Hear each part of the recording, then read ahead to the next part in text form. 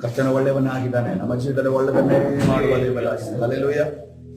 ಇವತ್ತಿನ ದಿವಸ ನಾವು ವಾಕ್ಯ ಧ್ಯಾನಕ್ಕಾಗಿ ಒಂದು ವಿಚಾರವನ್ನ ಧ್ಯಾನ ಮಾಡೋದಕ್ಕೆ ಪ್ರಾರಂಭಿಸಿದ್ದೇವೆ. ಯೋಬನ ಜೀವಿತದಲ್ಲಿ ಯಾವ ರೀತಿಯಲ್ಲಿ ಆತನು ಸಹನಾ ವಾಕ್ಯವನ್ನ, ದೇವರ ವಾಕ್ಯವನ್ನ, ಆತನ ಹೃದಯದಲ್ಲಿರುವಂತಹ ದೈವ ಪ್ರೀತಿಯನ್ನ, ದೈವ ನಂಬಿಕೆಯನ್ನ, ದೇವ ನಿರೀಕ್ಷೆಯನ್ನ ಆತನ ಇಟ್ಟುಕೊಂಡಿದ್ದರಿಂದ ಆತನ ಮಾತ್ರವಲ್ಲ, ಆತನ ಜೊತೆ ಇದ್ದಂತ ಎಷ್ಟು ಜನರನ್ನ ದೇವರು ಕಾಪಾಡಿದ್ದಾರೆ. ಅದರ ಹೆಂಡತಿ, ಅದೇ ರೀತಿ 4 ಜನ ಆಳುಗಳನ್ನ ದೇವರು ಕಾಪಾಡಿದ್ದಾರೆ. ಹಲ್ಲೆಲೂಯಾ. ಅವರು ಮಾತ್ರ ಉಳಿದರೆ ಅಷ್ಟೊಂದು ಜನ ಪ್ರಾಣಿಗಳು, ಅಷ್ಟೊಂದು ಜನ ಒಂಟೆಗಳು, ಕತ್ತೆಗಳು, ಅದೇ ರೀತಿಯಲ್ಲಿ ಅಷ್ಟೊಂದು ಜನ ಮಕ್ಕಳಾಗಿರ್ಬೋದು ಅಥವಾ ಆತನ ಆಳುಗಳು ಸತ್ತು ಹೋಗುವಾಗ ದೇವರ ಕರುಣೆ ಆ 4 ಜನರ ಮೇಲೆಯೂ ಕರ್ತನು ಮೂಡಲ್ಪಟ್ಟಿದೆ ಎಂದು ನಾವು ನೋಡ್ತಾ ಇದ್ದೇವೆ. ಹಲ್ಲೆಲೂಯಾ.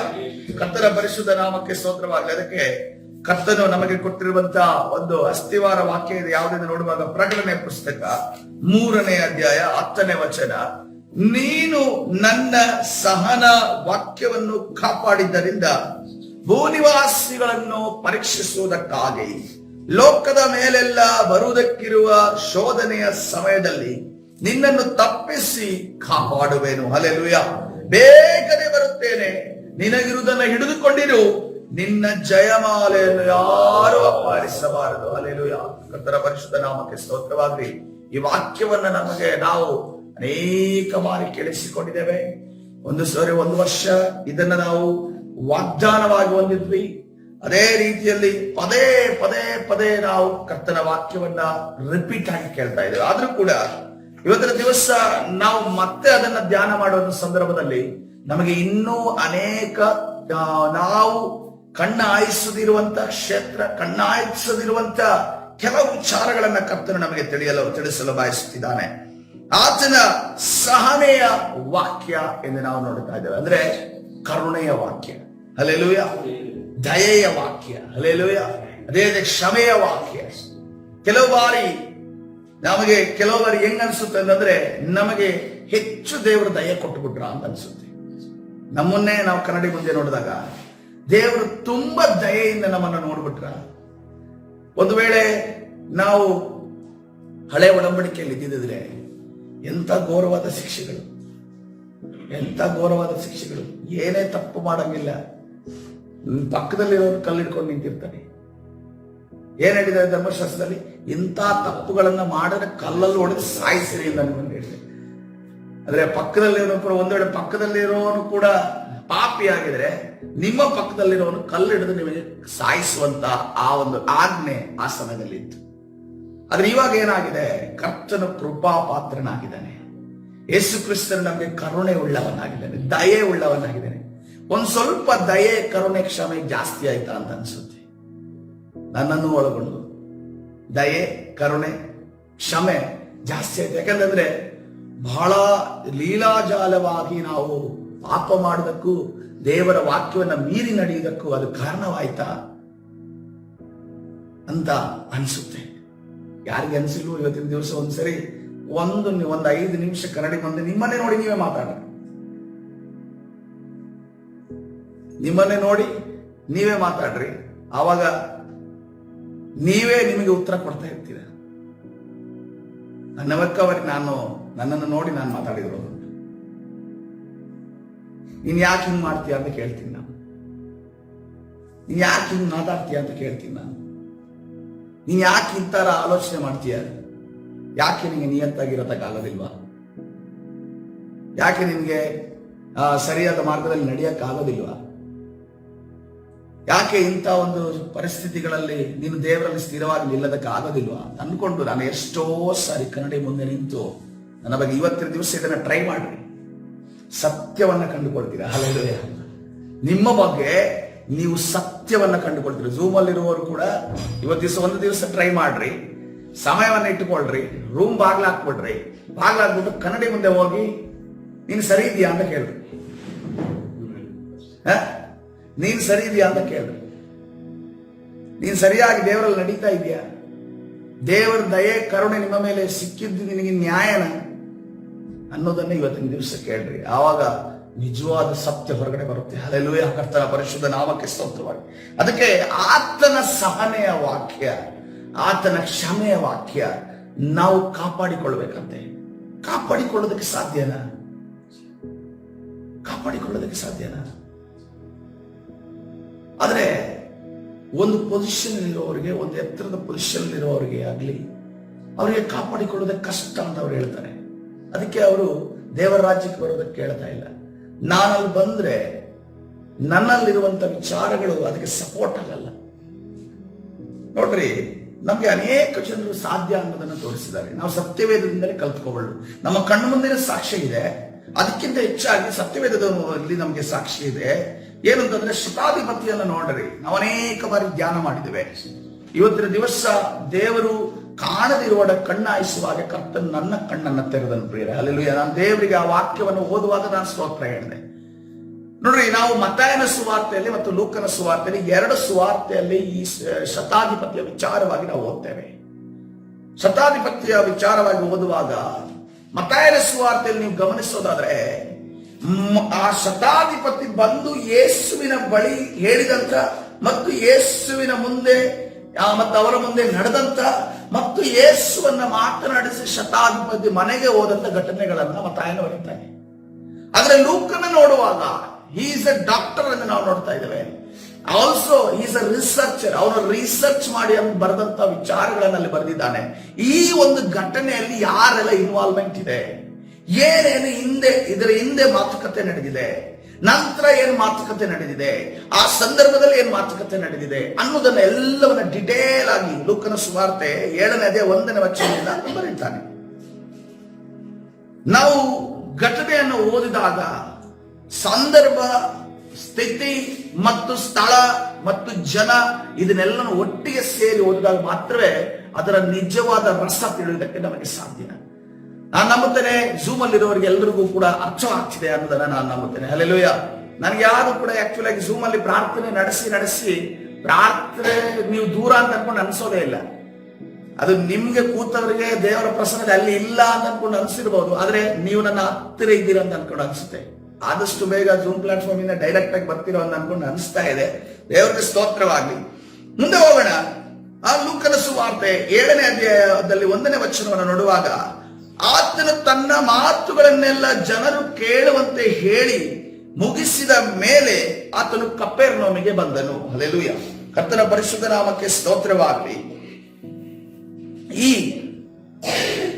ಕಪೆರ್ನೌಮ್ ಎಂಬಂತ ಸ್ಥಳ ದೇವರ ಅದ್ಭುತಗಳನ್ನ, ಅನೇಕ ಅದ್ಭುತಗಳನ್ನ ಕಂಡಿರುವಂತ ಸ್ಥಳ ಆಗಿದೆ. ಅದಕ್ಕೋಸ್ಕರವಾಗಿ ಕರ್ತನ ಹೇಳ್ತಾ ಇದ್ದಾನೆ, ತೂರ್ ಸಿದೋನ್ ಪಟ್ಟಣಗಳು ಅಥವಾ ಸೊದೋಮ್ ಗೊಮೋರ ಪಟ್ಟಣಗಳು ನಿಮ್ಮಂತ ಈ ಕಪೆರ್ನೌಮಲ್ಲಿ ನಡೆದಂತ ಅದ್ಭುತಗಳನ್ನು ನೋಡಿದ್ರೆ ಅವರೆಲ್ಲರೂ ರಕ್ಷಣೆ ಹೊಂದಿದ್ರು ಅಂತ ಅನ್ಕೊಂಡು ದೇವರ ವಾಕ್ಯ ಹೇಳ್ತದೆ. ಅದರ ಅರ್ಥ ಏನಂದ್ರೆ ಪಟ್ಟಣದಲ್ಲಿ ಅನೇಕ ಅಪನಂಬಿಕೆ ಉಳ್ಳವರಂತ ಜನರಿದ್ರು ಅಂತ ಅರ್ಥ. ಕೆಲವು ಪಟ್ಟಣವನ್ನ ನೋಡ್ರಿ, ಯೇಸು ಕ್ರಿಸ್ತನ ಬಗ್ಗೆ ಅಲ್ಲಿ ಎಷ್ಟೇ ಸುವಾರ್ತೆ ಸಾರಿದ್ರು, ಎಷ್ಟೇ ಅದ್ಭುತಗಳು ನಡೆದ್ರು, ಎಷ್ಟೇ ಮಾತ್ಕಾರ್ಯಗಳನ್ನು ನಡೆದ್ರು, ಆ ಒಂದು ಕುಟುಂಬದಲ್ಲಿ, ಆ ಒಂದು ಕೇರಿಯಲ್ಲಿ, ಆ ಒಂದು ಪಟ್ಟಣದಲ್ಲಿ, ನಮ್ಮ ಒಂದು ಬೀದಿನೇ ತಗೊಳ್ಳಿ, ಈ ಸಭೆಯ ಚರ್ಚ್ ಬೀದಿನೇ ತಗೊಳ್ಳಿ, ಎಷ್ಟು ಅದ್ಭುತಗಳು ನಡೆದಿದೆ ಅಂತಂದ್ರೆ ರಿಪೋರ್ಟ್ಸ್ ಗಳನ್ನ ಮೀರುವಂತಹ ಅದ್ಭುತಗಳು. ಕ್ಯಾನ್ಸರ್ಗಳ ಗುಣ ಆಗಿದೆ, ಒಬ್ಬರಿಗೆ ದೆವ್ವದ ಬಿಡುಗಡೆ ಆಗಿದೆ. ಆದ ನಂತರ ಒಬ್ಬರ ಆಯಸ್ಸನ್ನ ದೇವರು ಇನ್ಕ್ರೀಸ್ ಮಾಡಿ ಕೊಟ್ಟಿದ್ದಾರೆ, ಕುಟುಂಬದಲ್ಲಿ ಸಮಾಧಾನ ಕೊಟ್ಟಿದ್ದಾರೆ. ಈ ಬೀದಿಗೆ ಬೀದಿ ಸಾಕ್ಷಿ ಇರುವಂತ ಬೀದಿಯಾಗಿದೆ. ಆದ್ರೂ ಕೂಡ ಈ ಬೀದಿಯಿಂದ ಎಷ್ಟು ಜನ ಇದು ಸಭೆಗೆ ಬರ್ತಾ ಇದ್ದಾರೆ? ಒಂದೇ ಒಂದು ಮನೆ ಮಾತ್ರ ಸಭೆಗೆ ಬರ್ತಾ ಇದೆ. ಪ್ರಾರ್ಥನೆ ಮಾಡಿಕೊಂಡಿದ್ದಾರೆ, ಉಪಯೋಗವನ್ನ ಪಡೆದುಕೊಂಡಿದ್ದಾರೆ, ಅದ್ಭುತವನ್ನ ಪಡೆದುಕೊಂಡಿದ್ದಾರೆ, ಸ್ವಸ್ಥತೆ ನಡೆದಿದೆ, ಅಸಾಧಾರಣವಾದ ಕಾರ್ಯ ನಡೆದಿದೆ. ಕ್ಯಾನ್ಸರ್ ರಿಪೋರ್ಟ್ಗಳು ಇನ್ನು ಸಾಯ್ತಾರೆ ಅನ್ನುವಂತ ಅಂತ ಒಂದು ಆ ಸ್ಥಿತಿಯಲ್ಲಿದ್ದಂತಹ ರೋಗಿಗಳನ್ನ ದೇವರು ಗುಣಪಡಿಸಿದ್ದಾರೆ ಈ ಬೀದಿಯಲ್ಲಿರುವವನ್ನ. ಆದ್ರೆ ಅವರಿಗೆ ರಕ್ಷಣೆ ಅನ್ನೋದು ಕಣ್ಣು ತೆರೆಯುತ್ತಾ ಇಲ್ಲ. ಅದಕ್ಕೆ ಕಪೆರ್ನೌಮಿನ ಬಗ್ಗೆ ನಾವು ಈ ನಮ್ಮ ಬೀದಿ ಬಗ್ಗೆ ಏನು ಹೇಳಬೇಕು ಅಂತಂದ್ರೆ, ನಿನ್ನಲ್ಲಿ ನಡೆದಂತ ಅದ್ಭುತ ತೂರ್ ಸಿದೋನ್ ಪಟ್ಟಣದಲ್ಲಿಯೂ ಆ ಒಂದು ಸೊದೋಮ್ ಗೊಮೋರದಲ್ಲಿ ನಡೆದಿದ್ರೆ ಆ ಎಲ್ಲಾ ಜನರು ರಕ್ಷಣೆ ಹೊಂದುತ್ತಾ ಇದ್ರು. Hallelujah, hallelujah. ಇಲ್ಲಿ ನಾವು ನೋಡ್ತಾ ಇದ್ದೇವೆ ಕಪೆರ್ನೌಮಿನ ಒಂದು ಸ್ಥಳದಲ್ಲಿರುವಂತ ಈ ಶತಾಧಿಪತಿ ಆತನಿಗೆ ಇಷ್ಟನಾದ ಒಬ್ಬ ಆಳು ಕ್ಷೇಮವಿಲ್ಲದೆ ಸಾಯುವ ಹಾಗಿದ್ದನು. ಹಲ್ಲೆಲೂಯಾ. ಆತನಿಗೆ ಇಷ್ಟನಾದ ಆಳು ಹುಷಾರಿಲ್ಲದೆ ಬಿದ್ದಿದ್ದಾನೆ. ಆದ್ರೆ ಇಷ್ಟನಾದ ಆಳು ಆ ಶತಾಧಿಪತಿಗೆ ಏನಾಗಿದ್ದಾನೆ? ಈಗ ಮಗನಾಗಿದ್ದಾನೆ. ಆತನ ಅಗಲುವಿಕೆ ಆತನಿಗೆ ಇಷ್ಟ ಆಗ್ತಾ ಇಲ್ಲ. ನನ್ನ ಆಳು ನನ್ನನ್ನ ಈ ಲೋಕವನ್ನು ಬಿಟ್ಟು ಹೋಗೋದು ಇಷ್ಟ ಆಗ್ತದೆ. ಸಾಯುವ ಸ್ಥಿತಿಗೆ ಬಂದಿದ್ದಾರಂತೆ. ಟ್ರೀಟ್ಮೆಂಟ್ ಕೊಡೋದಕ್ಕೆ ಯಾರು ಬಂದಿದ್ದಾರೆ? ಅವನ ಕೆಳಗಡೆ ಇರುವಂತ ಸೇವಕರಲ್ಲ, ಶತಾಧಿಪತಿಯೇ ಬಂದಿದ್ದಾನೆ. ಈ ಶತಾಧಿಪತಿ ಅಂದ್ರೆ ಇರುವಂತ ಆತನ ಪೊಸಿಷನ್ ಏನು ಅಂತ ಅನ್ಕೊಂಡು ಈ ಲೂಕನ ಪರ್ಫೆಕ್ಟ್ ಆಗಿ ಬರ್ದಿದ್ದಾನೆ ನೋಡ್ರಿ. ಅವನು ಯೇಸುವಿನ ಸುದ್ದಿಯನ್ನು ಕೇಳಿ ಆತನ ಬಳಿಗೆ, ನೀನು ಬಂದು ನನ್ನ ಆಳನ್ನು ಸ್ವಸ್ಥ ಮಾಡಬೇಕೆಂದು ಆತನನ್ನು ಬೇಡಿಕೊಳ್ಳುವ ಹಾಗೆ ಯಾರನ್ನ ಕೇಳಿಕೊಂಡಿದ್ದಾನಂತೆ? ಯಹೂದ್ಯರ ಹಿರಿಯರನ್ನ ಕಳುಹಿಸಿದನು. ಅಲ್ಲಿ ಫಸ್ಟ್ ಅವನು ಏನ್ ಮಾಡ್ತಾ ಇದ್ದಾನೆ? ಡೈರೆಕ್ಟ್ ಆಗಿ ಮತ್ತಾಯ ಹೇಳ್ತಾ ಇದ್ದಾನೆ. ಶತಾಧಿಪತಿ ಡೈರೆಕ್ಟ್ ಆಗಿ ಬಂದ ಅಂತ ಅನ್ಕೊಂಡು ಮತ್ತಾಯ ಹೇಳ್ತಾ ಇದ್ದಾರೆ. ಯಾಕೆಂತಂದ್ರೆ ಆತನ ಪೂರ್ವಭಾವಿ ಆತನಿಗೆ ಗೊತ್ತಿಲ್ಲ, ಆದ್ರೆ ಹಿಂದೆ ಏನೇನು ನಡೆದಿದೆ ಅನ್ನೋದು ಗೊತ್ತಿಲ್ಲ. ಆದ್ರೆ ಲೂಕ ಹೇಳ್ತಾ ಇದ್ದಾನೆ, ಇದನ್ನ ರಿಸರ್ಚ್ ಮಾಡಿ ಆತನ ಅಧ್ಯಯನ ಮಾಡಿ ಹೇಳ್ತಾ ಇದ್ದಾನೆ ಲೂಕನು. ಮತ್ತಾಯನೇ ನೀನು ಇಷ್ಟು ಬರ್ದಿದೀಯಾ, ಆದ್ರೆ ಮತ್ತಾಯನೇ ನಿನಗೆ ಹಿಂದೆ ನಡೆದಂತ ಕೆಲವು ಘಟನೆಗಳು ಗೊತ್ತಿಲ್ಲ. ಈ ಶತಾಧಿಪತಿ ಇದ್ದಾನಲ್ಲ, ಅವನು ಯೇಸುವಿನ ಬಳಿಗೆ ಬರುವುದಕ್ಕಿಂತ ಮುಂಚೆ ಅವನು ಎಲ್ಲಿ ಇನ್ಫ್ಲುಯೆನ್ಸ್ ಮಾಡಕ್ ಹೋಗಿದ್ದ? ಯಹೂದ್ಯರ ಹಿರಿಯರ ಬಳಿ ಅದನ್ನ ಇನ್ಫ್ಲುಯೆನ್ಸ್ ಮಾಡಕ್ ಹೋಗ್ತಿದ್ದಾನೆ. ಅವನು ಶಿಷ್ಯರ ಬಳಿಗೆ ಹೋಗ್ಲಿಲ್ಲ. ಯಾರ ಬಳಿಗೆ ಹೋಗ್ತಾ ಇದ್ದಾನೆ? ಗೌರ್ಮೆಂಟ್ ಬಳಿಗೆ. ಗೌರ್ಮೆಂಟ್ ಮುಖಾಂತರವಾಗಿ, ಆ ಯಹೂದ್ಯ ಗೌರ್ಮೆಂಟ್ ಮುಖಾಂತರವಾಗಿ ಆತನ ಇನ್ಫ್ಲುಯೆನ್ಸ್ ಮಾಡೋದಕ್ಕೆ ಪ್ರಯತ್ನ ಪಡ್ತಾ ಇದ್ದಾನೆ. ಅದನ್ನ ಯಹೂದ್ಯ ಹಿರಿಯರ ಸದಸ್ಯರು, ಈ ಯಹೂದ್ಯ ಹಿರಿಯರು ಅವರು ಯೇಸುವಿನ ಬಳಿಗೆ ಬಂದು, ನಿನ್ನಿಂದ ಇಂಥ ಉಪಕಾರ ಹೊಂದುವುದಕ್ಕೆ ಏನ್ ಹೇಳ್ತಾ ಇದ್ದಾರೆ? ನಿನ್ನಿಂದ ಉಪಕಾರ ಹೊಂದುವುದಕ್ಕೆ ಅವನು ಯೋಗ್ಯನಂತೆ. ಅವನು ಯೋಗ್ಯನ. ಯಾಕಂದ್ರೆ ಅವನಲ್ಲಿ ಹಣ ಇದೆ, ಅವನಲ್ಲಿ ಅಧಿಕಾರ ಇದೆ, ಅವನಲ್ಲಿ ಶಕ್ತಿ ಇದೆ. ಇವತ್ತಿನ ದಿವಸವೂ ಕೂಡ ಎಲ್ಲರೂ ತಮ್ಮ ಪ್ರಭಾವ ನಡುವೆಗೆ ತನ್ನಲ್ಲಿ ಅಧಿಕಾರ ಇದೆ, ಶಕ್ತಿ ಇದೆ, ಹಣ ಇದೆ, ಜನಬಲ ಇದೆ. ಈ ವ್ಯಕ್ತಿಗಳನ್ನು ನೋಡಿದ್ರೆ ನಾವು ಕೈ ಕಟ್ಟಿ ನಿಲ್ತೇವೆ. ಈ ವ್ಯಕ್ತಿಗಳನ್ನು ನೋಡಿದ್ರೆ ಸಲಾ ಹೊಡಿತೇವೆ. ಈ ವ್ಯಕ್ತಿಗಳನ್ನು ನೋಡಿದ್ರೆ ಜೈ ಅಂತೇವೆ. ಆದ್ರೆ ಆ ವ್ಯಕ್ತಿ ಇಲ್ದೆಲ್ಲ ಇದ್ದಂತ ವ್ಯಕ್ತಿ ಎಲ್ಲಿಗೆ ಬಂದಿದ್ದಾನೆ? ಯೇಸುವಿನ ಪಾದದಡಿಗೆ ಬಂದಿದ್ದಾನೆ. Hallelujah, hallelujah. ಕರ್ತನ ಸನ್ನಿಧಾನದಲ್ಲಿ ಈ ಸಮಯದಲ್ಲಿ ಪ್ರಿಯರೇ, ನಮ್ಮ ಪ್ರಾರ್ಥನೆ ಆಗಿರಲಿ, ಈ ಭಾರತ ದೇಶದಲ್ಲಿರುವಂತಹ ಜನಬಲ ಉಳ್ಳವರು, ಹಣಬಲ ಉಳ್ಳವರು, ಅದೇ ರೀತಿಯಲ್ಲಿ ಎಲ್ಲ ಒಂದು ಇನ್ಫ್ಲುಯೆನ್ಸ್ ಉಳ್ಳವರು ಕರ್ತನ ಸನ್ನಿಧಾನದಲ್ಲಿ ತಗ್ಗಿಸಿಕೊಂಡು ಬರುವುದಾಗಲಿ. Hallelujah, hallelujah. ಅದು ಸ್ವಲ್ಪ ಪ್ರಮಾಣದಲ್ಲಿ ಈ ಗವರ್ಮೆಂಟ್ ಪ್ರಾರಂಭವಾಗುವಾಗಲೇ ನಾವು ಸ್ವಲ್ಪ ಉದಾಹರಣೆಗಳನ್ನು ನೋಡಿದ್ದೇವೆ. ಕರ್ತನ ಆ ಕಾರ್ಯವನ್ನ ಕರ್ನಾಟಕ ರಾಜ್ಯದಲ್ಲಿ ಕರ್ತನು ಸ್ವಲ್ಪ ಮಟ್ಟದಲ್ಲಿ ಮಾಡಿ, ಆದರೆ ಭಾರತ ದೇಶದಲ್ಲಿ ಮಾಡುವುದಕ್ಕೋಸ್ಕರವಾಗಿ ನಮ್ಮ ಕಣ್ಣುಗಳು ನಿರೀಕ್ಷೆ ಉಳ್ಳವಾಗಿರಬೇಕು. ಹಲ್ಲೆಲೂಯಾ. ಕರ್ತನ ಪರಿಶುದ್ಧ ನಾಮಕ್ಕೆ ಸ್ತೋತ್ರವಾಗಲಿ. ಅವನು ನಮ್ಮ ಜನರನ್ನು ಪ್ರೀತಿಸುವವನು, ತಾನೇ ನಮ್ಮ ಸಭಾ ಮಂದಿರವನ್ನು ನಮಗಾಗಿ ಕಟ್ಟಿಸಿದನು, ಆತನನ್ನು ಬಹಳವಾಗಿ ಬೇಡಿಕೊಳ್ಳಲು ಎಂದು ನಾವು ನೋಡ್ತಾ ಇದ್ದೇವೆ. ಏನಂತೆ? ಅವನು ಜನರನ್ನ ಪ್ರೀತಿಸುವವನಂತೆ. ನೋಡ್ರಿ, ಅವನಿಗೆ ಸಾಕ್ಷಿ ಅವನ ಆಳುಗಳ ಮುಂದೆ ಇದೆ, ಅವನು ಯಹೂದ್ಯರ ಮುಂದೆ ಇದೆ. ಯಾಕಂದ್ರೆ ಅವನು ರೋಮನ್ ಸಾಮ್ರಾಜ್ಯದ ಅವನು ಶತಾಧಿಪತಿ. ಅವನೇನು ಯಹೂದ್ಯ ಜನಾಂಗಕ್ಕೆ ಸೇರಿದವನಲ್ಲ. ಅಲ್ಲಿ ರೋಮನ್ ಸಾಮ್ರಾಜ್ಯದವರಿಗೂ ಯಹೂದ್ಯರಿಗೂ ಅಲ್ಲಿ ಒಳಜಗಳ ನಡೀತಾ ಇದೆ. ಏನು? ಇವ್ರು ಹೇಳ್ತಾ ಇದ್ದಾರೆ, ಈ ಒಂದು ಇದನ್ನ ನಾವು ಸಂಪೂರ್ಣವಾಗಿ ನಾನು ಅಕ್ವೈರ್ ಮಾಡ್ತೀವಿ ಅಂತ ಅನ್ಕೊಂಡು, ಯಾರು ರೋಮನ್ ಸಾಮ್ರಾಜ್ಯದವರು ಹೇಳ್ತಾ ಇದ್ದಾರೆ, ಯಹೂದ್ಯರು ಹೇಳ್ತಾ ಇದ್ದಾರೆ, ಇದು ದೇವರು ನಮಗೆ ಕೊಟ್ಟಿರುವಂತ ವಾಗ್ದಾನವಾಗಿ ಸಿಕ್ಕಿದಂತ ದೇಶ, ಇಲ್ಲಿ ನಾವೇ ಇರಬೇಕು ಅಂತ ಅನ್ಕೊಂಡು ಈ ಒಳಜಗದ ಮಧ್ಯದಲ್ಲಿ ಈ ಯಹೂದ್ಯರು ರೋಮನ್ ಸಾಮ್ರಾಜ್ಯದವರು ಜೀವಿಸ್ತಾ ಇದ್ದಾರೆ. ಆದ್ರೆ ಇಲ್ಲಿ ನೋಡುವಾಗ ಏನಂತ ಇದ್ದಾರೆ? ನಮಗೊಂದು ಏನನ್ನ ಕಟ್ಟಿಕೊಟ್ಟಿದ್ದಾರೆ? ಸಭಾ ಮಂದಿರವನ್ನ ಕಟ್ಟಿಕೊಟ್ಟಿದ್ದಾನೆ. ಮತ್ತು ಏನ್ ಮಾಡಿದ್ದಾನೆ? ಅವನು ಏನಂತೆ? ಯಹೂದ್ಯರನ್ನ, ಇನ್ನೊಂದು ಜನಾಂಗದವರನ್ನ, ತನ್ನ ಮೇಲೆ ದಂಗೆ ಹೇಳುವಂತ ಯಹೂದ್ಯರನ್ನ. ಯಾಕಂದ್ರೆ ನೋಡ್ರಿ, ಪಿಲಾತನು ಯಾಕೆ ಅಲ್ಲಿ ತೀರ್ಪನ್ನ ಕೊಟ್ಟರು ನೋಡಿ? ಜನರು ದಂಗೆ ಹೇಳ್ತಾರೆ ಅಂತ ಅನ್ಕೊಂಡು. ಯಾಕಂದ್ರೆ ಅಲ್ಲಿ ಒಂದು ಒಳಜಗಳ ಯಹೂದ್ಯರ ಮಧ್ಯದಲ್ಲಿ ರೋಮನ್ ಸಾಮ್ರಾಜ್ಯದ ಒಂದು ಗವರ್ಮೆಂಟ್ ಮಧ್ಯದಲ್ಲಿ ನಡೀತಾ ಇದೆ ಅಲ್ಲಿ. ಅದಕ್ಕೋಸ್ಕರವಾಗಿ ಇಲ್ಲಿ ನೋಡುವಾಗ, ಇಲ್ಲಿ ವ್ಯತಿರಿಕ್ತವಾಗಿ ಈ ವ್ಯಕ್ತಿ, ಇವನು ಯಾರನ್ನ ಪ್ರೀತಿಸುವವನು? ಇವನು ಯಹೂದ್ಯರನ್ನ, ತನಗೆ ವಿರುದ್ಧವಾಗಿ ದಂಗೆ ಹೇಳುವ ವ್ಯಕ್ತಿಯನ್ನ ಪ್ರೀತಿಸುವವನು, ಮತ್ತು ತಾನೇ ನಮ್ಮ ಸಭಾ ಮಂದಿರವನ್ನ, ಯಾವ ಫೇತ್ ಅನ್ನ ಅವನು ನಂಬೋದಿಲ್ವೋ, ಯಾವ ಒಂದು ನಂಬಿಕೆಗೆ ಅವನು ಬೆಲೆ ಕೊಡೋದಿಲ್ವೋ ಅಂತ ನಂಬಿಕೆಯನ್ನ ಆತನು ಅವರಿಗೋಸ್ಕರ ಒಂದು ಸ್ಥಳವನ್ನ ಕಟ್ಟಿಕೊಟ್ಟವನು. ಹಲ್ಲೆಲೂಯಾ. ಕರ್ತನ ಪರಿಶುದ್ಧ ನಾಮಕ್ಕೆ ಸ್ತೋತ್ರವಾಗಲಿ. ಈ ದಿನಮಾನದಲ್ಲಿ ಪ್ರಿಯರೇ, ಹಲ್ಲೆಲೂಯಾ, ಈ ರೀತಿಯಲ್ಲೇ ಅನ್ಯ ಜನರಾಗಿದ್ರು ಕೂಡ ದೇವ ಜನರಾಗಿರುವಂತಹ ಮಕ್ಕಳನ್ನ ಪ್ರೀತಿಸುವಂತಹ ಜನರನ್ನ ಕರ್ತನು ಎಬ್ಬಿಸುವಾತನಾಗಿದೆ. ಹಲ್ಲೆಲೂಯಾ.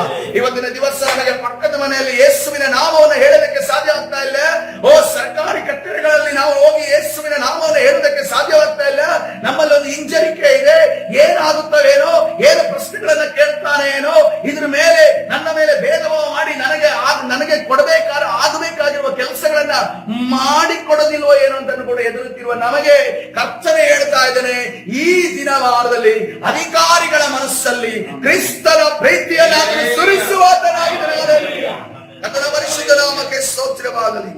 ಕರ್ತನ ಸನ್ನಿಧಾನದ ಕರ್ತನಿಗೆ ಮಹಿಮೆಯನ್ನು ಸಲ್ಲಿಸೋಣ. ಪ್ರಿಯರೇ, ಯೇಸು ಅವರ ಸಂಗಡ ಹೋದರೆ ಇಷ್ಟು ಹೇಳಿದ ಕೂಡಲೇ ನಮ್ಮ ಕರ್ತನು ಶತಾಧಿಪತಿ ಅಲ್ಲ, ನಮ್ಮ ಕರ್ತನು ಯೆಹೂದ್ಯ ಗವರ್ಮೆಂಟ್ ನ ಸಭೆ ಹಿರಿಯನಲ್ಲ ಅಥವಾ ಯಾವ್ದರ ರಾಜನಲ್ಲ.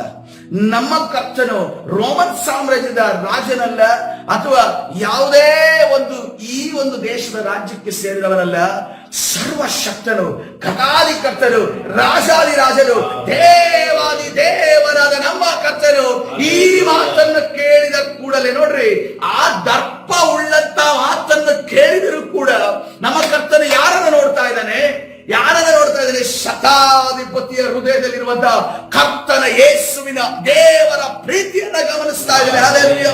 ಆತನ ಹೃದಯದಲ್ಲಿ, ಯಾಕಂದ್ರೆ ಅಂತ ಒಂದು ಶ್ರೀಮಂತ ವ್ಯಕ್ತಿ ಇವತ್ತಿನ ದಿವಸ ಯೇಸುವಿನ ಬಳಿಗೆ ಬಂದಿದ್ದಾನೆ.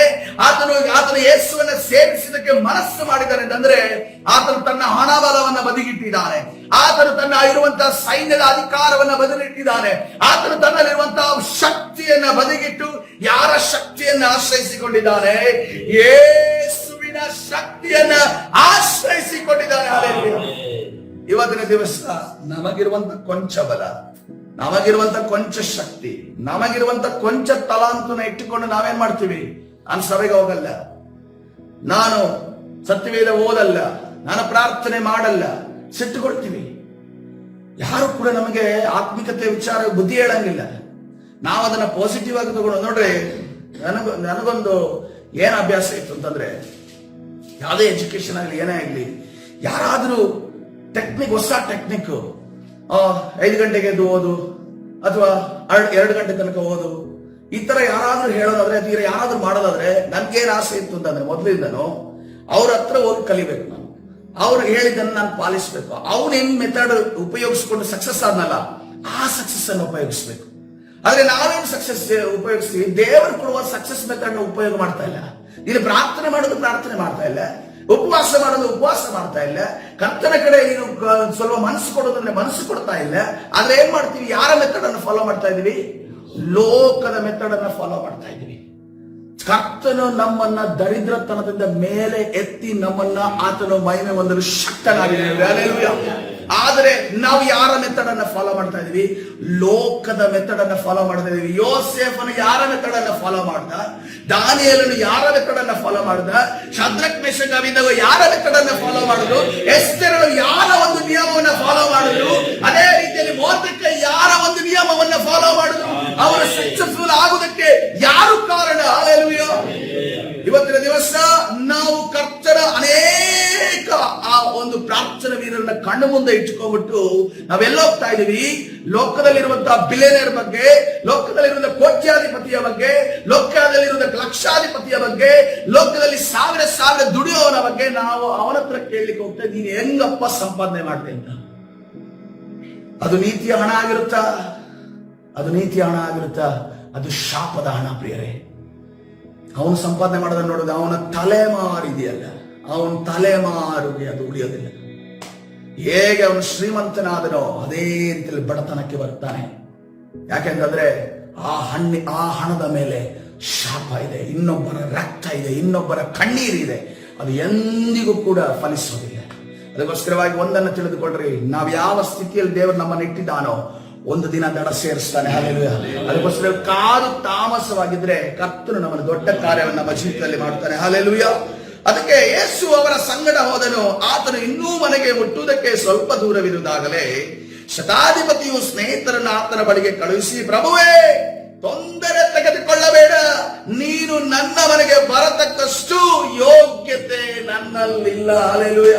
ಯಹೂದ್ಯರ ಹಿರಿಯರು ಹೇಳ್ತಾ ಇದ್ದಾರೆ, ನೀನು ಅವನ ಮನೆಗೆ ಹೋಗುವುದಕ್ಕೆ ಅವನಿಗೆ ಯೋಗ್ಯತೆ ಇದೆ ಅಂತ ಹೇಳ್ತಾ ಇದ್ದಾರೆ. ಇವನು ಹೇಳ್ತಾ ಇದ್ದಾನೆ, ನೀನು ನನ್ನ ಮನೆಗೆ ಬರುವುದಕ್ಕೆ ನನಗೆ ಯೋಗ್ಯತೆ ಇಲ್ಲ. ಆ ಒಂದು ಯಹೂದ್ಯ ಪ್ರಾಂತದಲ್ಲಿ, ಯಹೂದ್ಯರ ಮಧ್ಯದಲ್ಲಿ ಹುಟ್ಟಿ ಬೆಳೆದಂತ ಯೇಸುವಿನ ಬಗ್ಗೆ ಯಹೂದ್ಯರಿಗೆ ಗೊತ್ತಿಲ್ಲ. ಆದರೆ ಆ ಒಂದು ಪ್ರಾಂತದಲ್ಲಿ ಹುಟ್ಟಿದಂತ ರೋಮನ್ ಸಾಮ್ರಾಜ್ಯದ ಶತಾಧಿಪತಿ ಆದವನಿಗೆ ಆತನಿಗೆ ಯೇಸುವಿನ ಬಗ್ಗೆ ಗೊತ್ತಿದೆ. ಆತನ ಹೇಳ್ತಾ ಇದ್ದಾನೆ, ನೀನು ರಾಜಾದಿರಾಜರು, ನೀನು ಕರ್ತಾದಿ ಕರ್ತರು, ನೀನು ದೇವಾದಿ ದೇವರು, ನೀನು ನನ್ನ ಮನೆಗೆ ಬರುವುದಕ್ಕೆ ನನಗೆ ಯೋಗ್ಯತೆ ಇಲ್ಲ.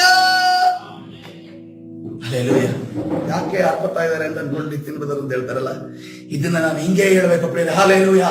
ನನ್ನ ದೇವರ ನಾಮ ಅತಿಶಯ ಇದು. ಹಲ್ಲೆಲೂಯಾ.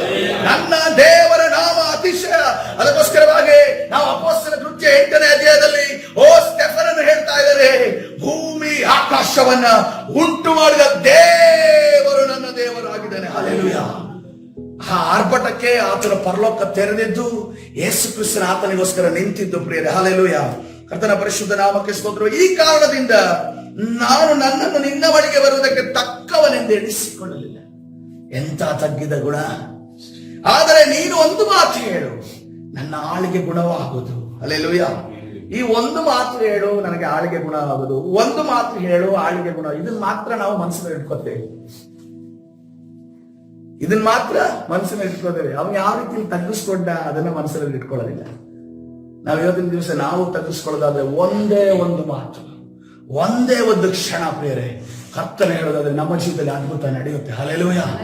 ಒಂದು ಕಡೆ ದೋಸೆ ಬೆಂದಿರೋದಾದ್ರೆ ಅದನ್ನ ಮಕ್ಷಾಕದ ರೀತಿಯಲ್ಲಿ ಕರ್ತನು ಅದ್ಭುತವನ್ನ ಮಾಡುವ ಚೆನ್ನಾಗಿದ್ದಾನೆ. ಹಲ್ಲೆಲೂಯಾ.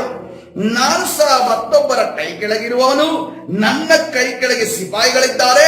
ನಾನು ಅವರಲ್ಲಿ ಒಬ್ಬನಿಗೆ ಹೋಗು ಎಂದು ಹೇಳಿದರೆ ಹೋಗುತ್ತಾನೆ, ಮತ್ತೊಬ್ಬರಿಗೆ ಬಾ ಎಂದು ಹೇಳಿದರೆ ಬರುತ್ತಾನೆ, ನನ್ನ ಆಳಿಗೆ ಇಂತಿಂತದನ್ನು ಮಾಡು ಎಂದು ಹೇಳಿದರೆ ಮಾಡುತ್ತಾನೆ ಎಂಬುದಾಗಿ ಹೇಳಿಸಿದನು.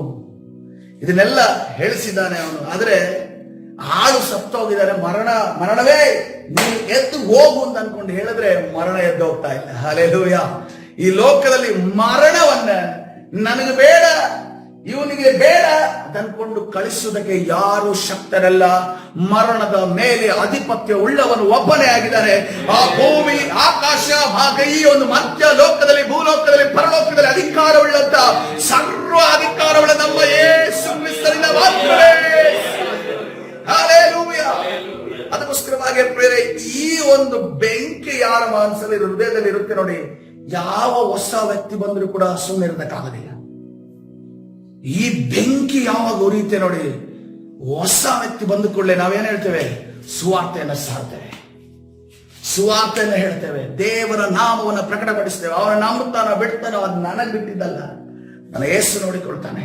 ಆದ್ರೆ ಯೇಸುವೇ ಸತ್ಯ ದೇವರು ಎಂದು ಹೇಳೋದಕ್ಕೆ ನಮಗೆ ಈ ಒಂದು ಬೆಂಕಿ ಹೃದಯದಲ್ಲಿ ಉರಿಬೇಕು. ಹಲ್ಲೆಲೂಯಾ. ಕರ್ತನ ಪರಿಶುದ್ಧ ನಾಮಕ್ಕೆ ಸ್ತೋತ್ರ. ಯೇಸು ಈ ಮಾತನ್ನು ಕೇಳಿ ಅವನ ವಿಷಯದಲ್ಲಿ ಆಶ್ಚರ್ಯಪಟ್ಟು ತನ್ನ ಹಿಂದೆ ಬರುತ್ತಿರುವ ಗುಂಪನ್ನು ಹಿಂತಿರುಗಿ ನೋಡಿ, ನಾನು ಇಂಥ ದೊಡ್ಡ ನಂಬಿಕೆಯನ್ನು ಯಾರಿಗೆ ಹೇಳ್ತಾ ಇದ್ದಾರೆ? ಅನ್ಯ ಜನರಾಗಿರುವ ಶತಾಧಿಪತಿಯ ನಂಬಿಕೆಯನ್ನು ನೋಡಿ ಯಾರಿಗೆ ಹೇಳ್ತಾ ಇದ್ದಾರೆ? ಇದು ದಿವಸ ನನ್ನನ್ನ ಹಿಂಬಾಲಿಸಿದವರು, ಇವರು ನನ್ನ ಜೊತೆ ರೊಟ್ಟಿ ಮೀನನ್ನು ತಿಂದವರು, ಅನೇಕ ಜನ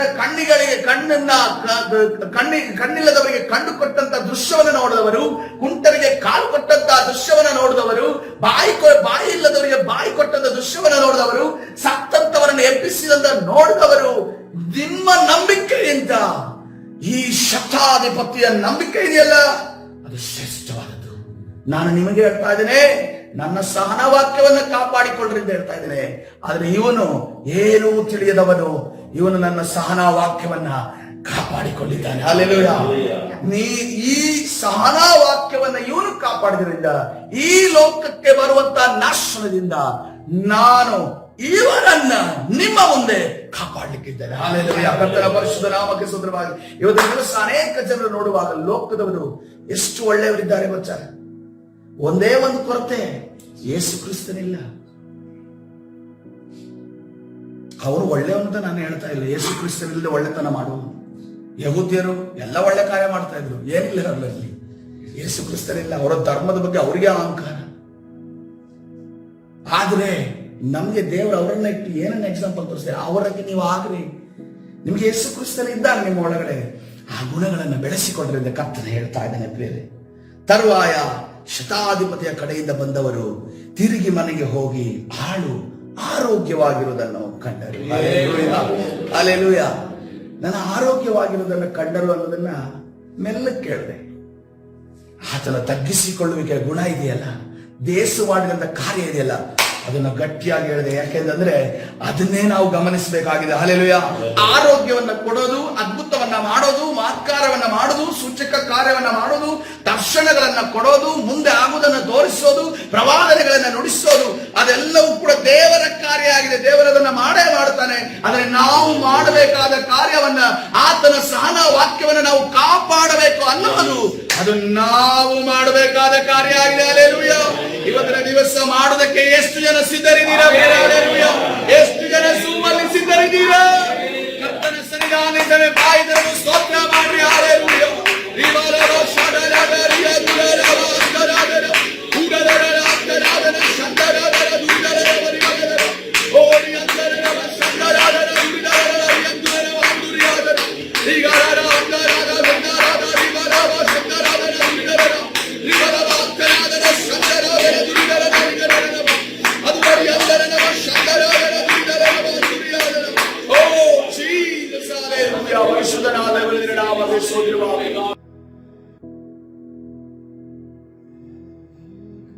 ಅದನ್ನೇ ನಿನ್ನ ಬಗ್ಗೆ ವೈರಾಗ್ಯ ನಮ್ಮಲ್ಲಿ ಹುಟ್ಟುದಾಗಲಿ ಸ್ವಾಮಿ. ಶತಾಧಿಪತಿಯಲ್ಲಿದ್ದಂತ ಕರ್ತನೆ ನಿನ್ನ ಪ್ರೀತಿ, ಕರ್ತನೆ ಶತಾಧಿಪತಿಯಲ್ಲಿದ್ದ ನಿನ್ನ ಮೇಲಿದ್ದ ನಂಬಿಕೆ, ಶತಾಧಿಪತಿಯಲ್ಲಿ ನಿನ್ನ ನಿರೀಕ್ಷೆ ಕರ್ತನೆ ನಮಗೆ ಕರ್ತನೆ ಕೊಡಲ್ಪಡುವುದಾಗಲಿ ಸ್ವಾಮಿ. ಕರ್ತನೆ ಈ ಸಮಯದಲ್ಲಿ ಸುರಿಯಲ್ಪಡುವುದಾಗಲಿ, ನಮ್ಮಲ್ಲೊಂದು ಮಾರ್ಪಾಡು ಹೊಂದುವುದಾಗಲಿ, ನಮ್ಮಲ್ಲೊಂದು ಮಾರ್ಪಾಡು ನಿನ್ನ ತರುವುದಕ್ಕಾಗಿ ಸ್ತೋತ್ರ. ಕರ್ತನೆ ಕ್ಷುಲ್ಲಕ ವಿಚಾರಕ್ಕಾಗಿ ನಿನ್ನನ್ನು ನಾವು ಕಡೆಗಣಿಸದೆ ಕರ್ತನೆ ನಿನ್ನ ಸಾರ ವಾಕ್ಯವನ್ನು ನಾವು ಕಾಪಾಡುವ ಹಾಗೆ ನಮಗೆ ಸಾಹಸವನ್ನ ಚಾಚು. ಕರ್ತನೆ ನಮ್ಮನ್ನ ಕಾಪಾಡಲು ಶಕ್ತರಾಗಿದೆ. ಕರ್ತನೆ ನಮ್ಮ ವಿರುದ್ಧವಾಗಿ ಹೋರಾಡುವಂತ, ನಮ್ಮನ್ನ ಕರ್ತನೆ ಕ್ಷಣಿಕವಾದ ಸಂತೋಷಕ್ಕೋಸ್ಕರವಾಗಿ ಲೋಕಕ್ಕೆ ನಮ್ಮನ್ನ ಎಳೆಯುವಂತ, ಕರ್ತನೆ ಕೆಸರಲ್ಲಿ ಕರ್ತನೆ ಹೋರಾಡುವಂತೆ ಮಾಡುವಂತ, ಪಾಪದ ಕೆಸರಿನಿಂದ ಮುಳುಗುವಂತೆ ಮಾಡುವಂತ ಎಲ್ಲ ಸೈತಾನನ ಕಾರ್ಯಗಳು ನಜರೇತಿನ ಯೇಸುವಿನ ನಾಮದಲ್ಲಿ ಬಂಧಿಸಿ ಮುರಿದಾಚಾಗಿ ಬಿಡುಗಡೆ ಉಂಟು ಮಾಡಿದ ತಾನೇ ನಡೆಸಿ. ಕರ್ತನಾದ ಯೇಸು ಹೆಸರಿನಲ್ಲಿ ಪ್ರಾರ್ಥಿಸಿ ಹೊಂದಿಕೊಳ್ಳುತ್ತೇನೆ ಜೀವವುಳ್ಳ ತಂದೆಯೇ, ಆಮೆನ್.